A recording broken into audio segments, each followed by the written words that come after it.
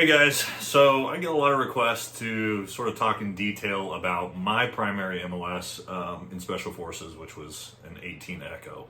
For those of you who don't know, an 18 Echo is a Special Forces communications sergeant. So I want to talk about what the job entails, what the 18 Echo course is like and the Q course, and then also sort of the good, the bad, the ugly of being an 18 Echo and your job on a team and all those sorts of different things that you guys probably don't know about. So right out the gate, the way Special Forces MOSs work, there's 4 primary MOSs on a team now. There's a few others we'll talk about here in a sec, but the primary MOSs are 18 Bravo, Charlie, Delta, Echo. So an 18 Bravo is a weapons sergeant, focuses on everything sort of weapons related. Your 18 Charlie is your engineer, so demolitions, the cool side of stuff, and then also, construction, building things, everything that engineering entails. Obviously medic, right, our doctors on the team. And then 18 Echo, which is the Special Forces Communication Sergeant, which is what I was, for the majority of my time on a team. Did some time as a intelligence sergeant as well, but my primary MOS for most of my career was 18 Echo. So, what does the job actually entail? So, Special Forces Communications Sergeant, right? You essentially are the subject matter expert on everything commo related for the ODA. So, radios, satellites, internet, anything basically that does communications is sort of our responsibility, okay? Now, I guess I'll just start sort of from the beginning, right? What's the 18 Echo course like, or what's it like as an 18 Echo in the qualification course? So the 18 Echo course is sort of a down and dirty jump start into everything basic communications, primarily focused on radios. There's quite a few things as an 18 Echo I can't talk about, seeing as it's classified, but I'll talk about the stuff I can, right? So your basic radio communications from HF, VHF, UHF. If you don't know what that is, you can Google it real quick. But it's basically radios, right? And then some satellite-based stuff that don't really need to get into. But pretty much a down and dirty, everything radio-related that you will need to use on an ODA. Because again, when we go out on target, we use radio communications, right? I'm not using a cell phone to talk to my buddies. We're using internal communications that are, have classified networks and all that stuff, so people can't hear what we're talking about, right? You have to know how to not only use those things, but also program them, troubleshoot them, everything that needs to be done radio related, okay? And then, so other than that, it's really not that much different in the qualification course for any other MOS to get to things like Robin Sage, where you got to focus a little bit more on the comm side of stuff. But so what's your job on a team like? Okay, so every 18 Echo out there knows that the job can be super annoying, but a lot of guys also enjoy it. I never was like a huge fan of it. I'm not a big commo guy. I was good at the job. I knew what I was doing, but everybody always thought I was an 18 Bravo that didn't know me, just judging by my personality and looking at me. But I don't know if that's a compliment or not. But so your job on the team is essentially to be the expert on all things communications, right? So again, I can't really get into the types of radios we use or anything like that, but so that comes down to programming radios beforehand, going out on missions, making sure all your teammates' radios are good,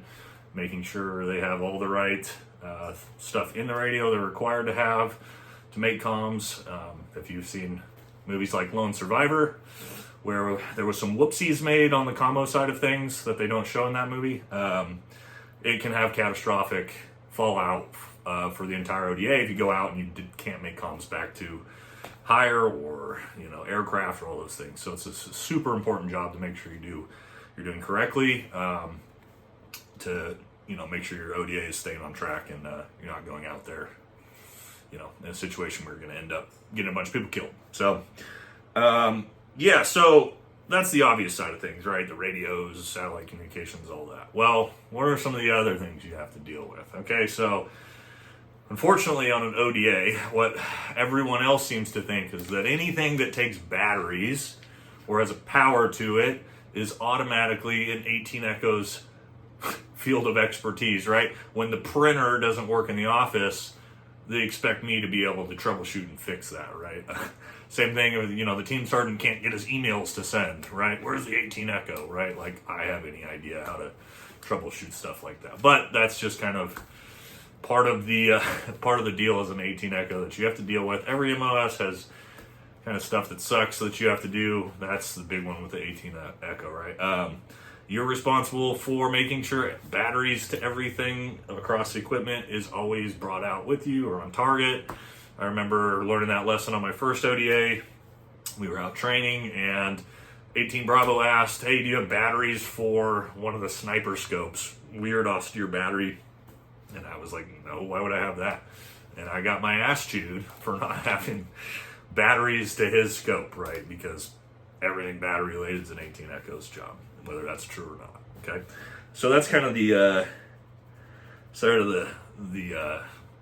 the 18 Echo job no one likes, right? Is, hey, commo bitch, get over here, fix my radio, fix this, fix that, right? And most of the time, we're not trained to actually fix computers or things like that, right? Now, the radios you need to be able to do, troubleshoot, fix radios, all that type of stuff, because on target, that's what's actually important. So yeah, what's the, I guess the next level up, what's the 18 Echo's job look like on a combat mission, right? When we're actually out doing direct action and stuff like that.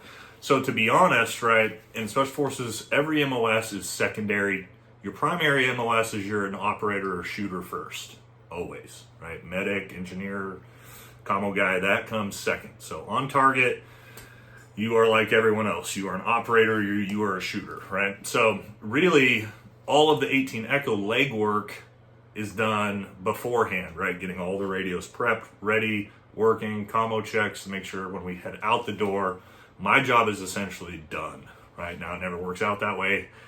As soon as you hit the ground, somebody's radio always goes down. Every 18 Echo that sees this video will know that, right? Something always goes wrong. It's usually the captain whose radio doesn't work, almost always, right? So, and that's part of the job on target, right? So, it's the middle of the night, you're raiding Taliban village, and your teammate's like, hey man, I got no comms, can you help me fix my radio, right? As you're walking up to a building you're about to try to take down, right? So stuff like that can be crazy. I know that with that, right, being on a Halo team, military freefall team as an 18 Echo, that gets exemplified big time when you are in the aircraft. I swear, every single time your ODA is about to jump out of the aircraft, somebody's radio goes down when we're 30 seconds out to jumping. And it's get the 18 Echo over here. So while you're 18,000 feet in the air, it's nighttime, you're on the ramp, and you're running up the stack trying to, fix somebody's radio right before the entire stack's going to jump out into the abyss, right? Crazy. That part of the job's crazy intense, right? So, and hopefully you can get the radio working before they jump out, because when we jump out, that's the only way we can communicate with each other in the sky, right? So radio communication is super important in military freefall jumps and things like that. So, if you guys are interested in, the other MOSs, let me know. Obviously, I wasn't any of the other MOSs, but, I did almost 8 years on an ODA, so cross-training, I know the ins and outs of every single other MOS, can do most of the stuff that all the MOSs can do, once you spend that long on a team and you get cross-trained. But, I hope that gives you guys a little bit more down and dirty on what the 18 Echo job actually includes, Oh, and I want to, for everybody that's in the military or did time in the military, really understand an 18 Echo is not an RTO. I am not the captain's radio bitch, right? So most other organizations, Ranger Bat, SEALs, all those, they have usually a dedicated RTO. That is not my job, Okay, the captain can make his own communications, and he is expected to. Right now, I have the ability to assist him if he can't or has any issues, but I do not just stand with the captain the whole time and make radio comms for him. He does that. I'm forward operating, being a element leader or whatever I'm doing, right? So again, when we're on target, that job's secondary.